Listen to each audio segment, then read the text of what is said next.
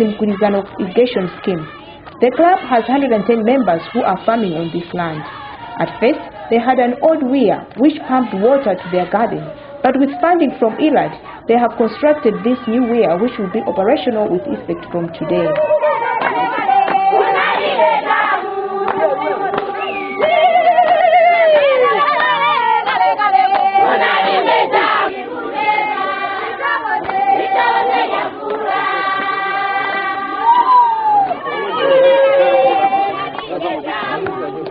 In addition to farm inputs, IRLAD provided about 15,000 nursery trees to be planted in the area to ensure soil conservation. Apart from maize, the group also grows vegetables.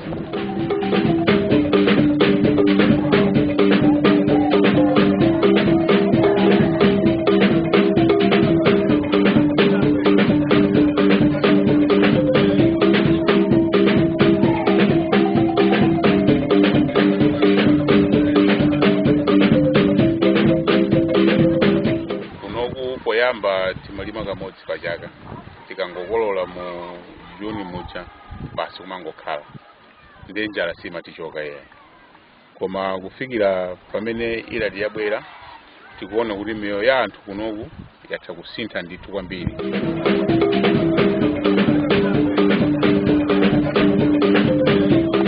This is another example of positive results attributed to Input for Assets program. About 110 farmers have benefited from this initiative by receiving farm inputs after constructing this road. About 12 hectares of maize have been cultivated in this area at this irrigation scheme. Beneficiaries say that the yield harvested from this area will be used for food to alleviate hunger in their homes.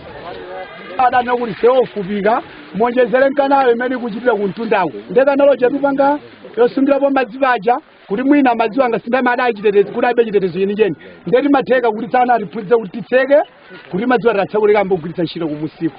We were lucky we participated in under the Input for Asset program. So after constructing this road, you see there is 2 kilometers long. We were given fertilizers and maize seed. Anatipatsa ndithu marumba awiri plus ndi mbewu imeneyo tidayibzaladi nkubayira monga muchiona chimanga kuno. All the 110 beneficiaries received 1 kg, 1 bag urea, 1 bag basic dressing fertilizer and 10 kilograms maize seed. Tere pano pa ifeso tikusangalala koma masomphenya athu akufunitsitsa kuti mwina kawira kathuka ndi kalabwe athu isafere pomwepa tufuna tithuka nala mmene uja akwezeka mtunda kuti mindayi kulilepo kuti mwina nkuthetsa vuto la njala kuno kwathu. So we used those inputs to have them in our scheme like the way you see it. And this time our objective is to have all this canal lines. Ndiye pano patsopano tere tuthokoza kuti IRLAD ndimene adadzatithandizira ifeso kwathu nkwayamikira kuti asalekeze pomwe parithandize ndithu kuti bungwe limene life mwina akwathu kuno ndi kusinthika ndi zomwe timafuna kuti zitheke ndimene tikugwira ntchito imene pano. We have started with a weir, but we are appealing to IRLAD to continue supporting us. IRLAD provided the support this year for the irrigation works and also for the inputs.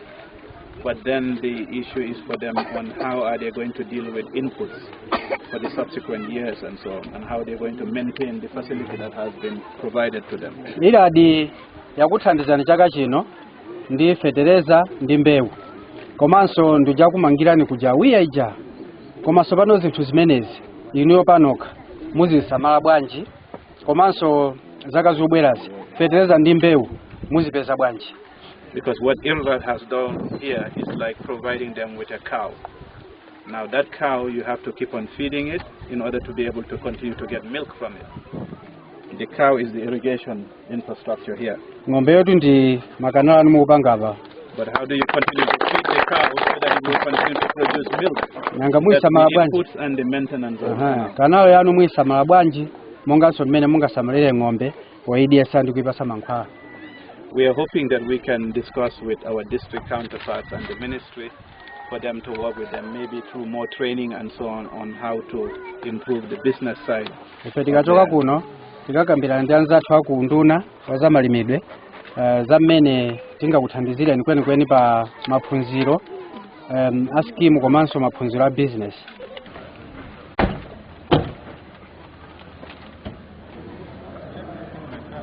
It is day 3. We are in Salima district. Here, the team first interacts with the project implementation team at district level in order to appreciate an overview of the project progress in Salima. During the meeting, the World Bank IFAD team observes shortfalls in accounting system, particularly at district level. The IRLAD project coordinator, Dixie Company, has this to say. We're experiencing these problems in a number of districts where mostly we do not have strong, director of finance and maybe strong support accounts people in the various departments. That's where we have problems. But I think what we did in some districts is to employ justification assistants, accounts assistants that are actually fully responsible for the accounting for resources that are given out to the districts by IRLAD. So we are hoping that maybe out of this mission we may be able to get an okay or a no objection to maybe get justification assistance in all the districts, and that way we believe we'll be able to manage resources efficiently.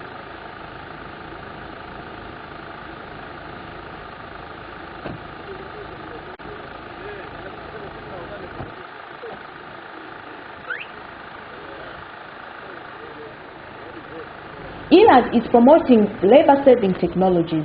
Most groups that benefit from IRLAD funding comprise of vulnerable people such as widows and households that look after orphans.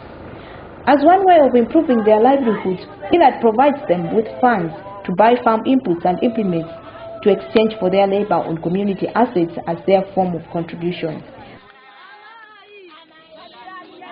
The project intends to reduce drudgery by providing farmers with implements which they can use without using much of their labor force. Vulnerable households can hardly access farm inputs such as hybrid seed and fertilizer, let alone farm implements like plows and ox carts.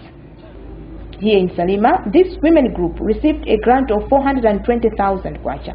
This money was used for purchasing 2 pairs of work oxen, an ox cart, a ridger, and a plow. The work oxen has become a source of income after hiring it out to people in the neighborhood for transportation. Well, I think the project is making a lot of progress.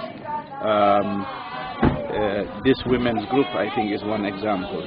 Here we see women working together, setting themselves with clear objectives on how to see themselves to improve their income earning possibilities.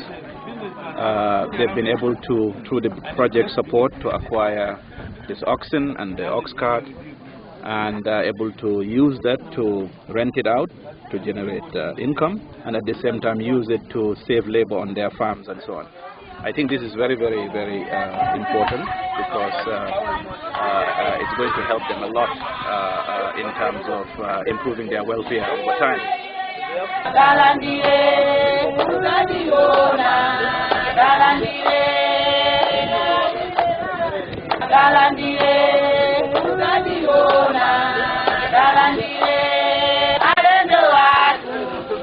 Under the same support for marketing and post-harvest for assets program, Chitara Cotton Producers and Marketing Society, which has about 36 members, is another group which has benefited under this project.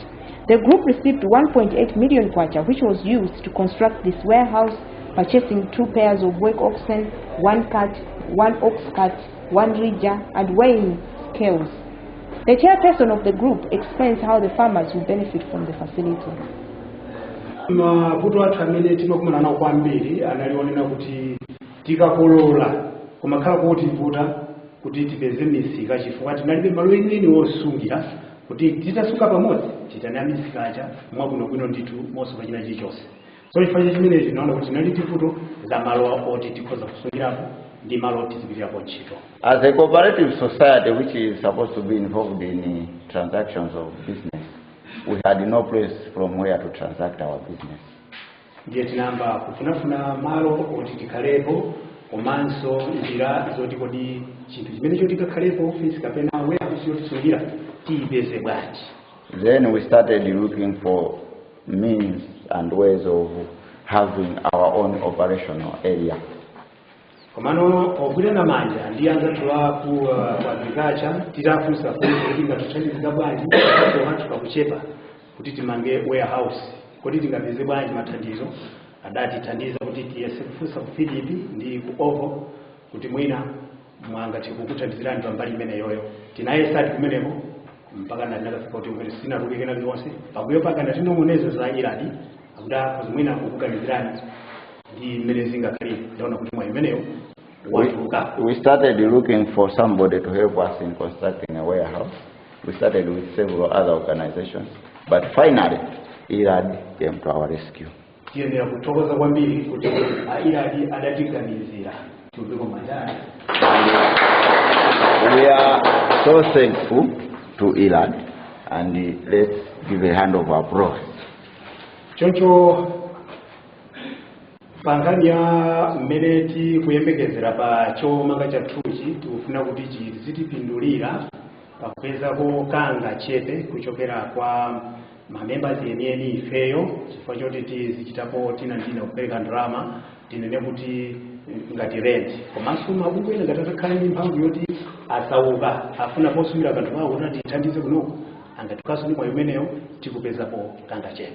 Apart from transacting our own business here, this place will be also open for any other person who would like to rent it, should the space be available.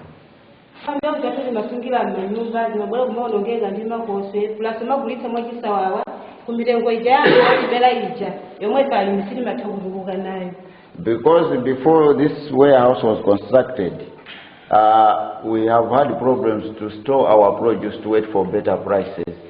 In the end, we used it to sell when things were still cheap because of lack of storage space. And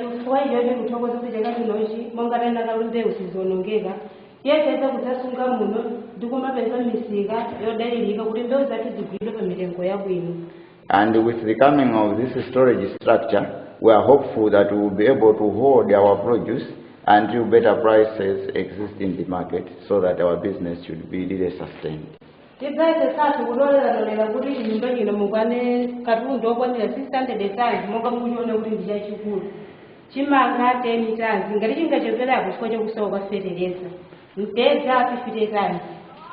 Those who have helped us estimating, they have estimated that this warehouse has a capacity of 600 metric tons. And we will demarcate several crops for their parking space here.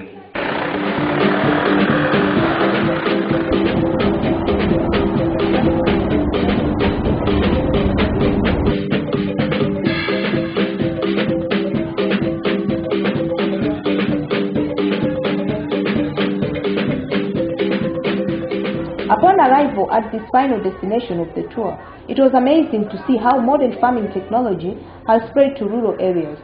These 4 granaries were built by members of this club after benefiting from the same IFA program. These are 4 granaries, each with a maize storage capacity of 5 metric tons. The farmers can smile at last because they have storage facility at village level with maximum security.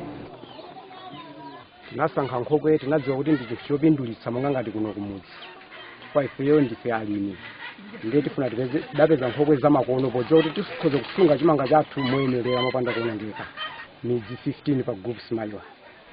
Masungidwe ake ndionena kuti wina aliyense amene azifika pa nkhokwe zimene zizi kuzasungiza chimanga choyambirira musadasungidwe chimangacho munthuyo afika ndi chimanga chakecho ndipo chiyesedwa kulemera kwa chimanga ku makilogramu ake ndiye chithidwa mankhwala moyenerera polowa umomo chitathidwa kale mankhwala poteteza na nkafumbwe ndiye tijazidziwa zina kuti chimanga changa chimene chalowa umu chalowa chochuluka mwakuti komanso ngati ena amene angakhale masomphenya kuti chimanga changa ndi chalokolo ndiye kuti okhaokha alokolo ndi amenenso angathire nkhokwe imodzi molingana kuti lokolo akhale nkhokwe yake.